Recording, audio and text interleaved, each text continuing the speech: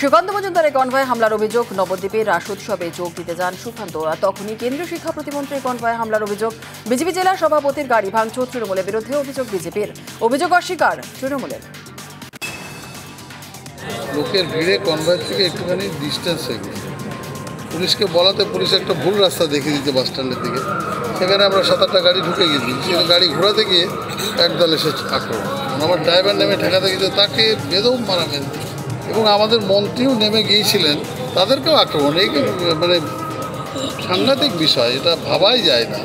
তৃণমূলের এই উদ্ধত্ত, এর প্রতিবাদ হওয়া দরকার। ঢুকেছিল সেখানে পর্যন্ত আমাদের গাড়ি ভাঙচুর করা হয়েছে এবং আমি পুলিশ প্রশাসনকে স্পষ্ট বলতে চাই, যারা যে সমস্ত দুষ্কৃতীরা এই কাজ করেছে তারা যদি গ্রেপ্তার না হয় তাদের শাস্তি দেওয়ার ব্যবস্থা আমরা করব, তাদের ব্যবস্থা আমরা করব। আমি পরিষ্কার বলে দিচ্ছি এসপিকে, প্রত্যেকটা রক্তবিন্দুর হিসাব করাই গন্ডায় বিজেপি বুঝে দিতে পারে। এই সাহেব যে তৃণমূল কংগ্রেসের গুন্ডা যেটা করেছে, বিজেপির ক্ষমতা আছে, চাইলে তাকে পানি থেকে তুলে এনে তার এই রক্তের হিসাব আমরা করতে পারি।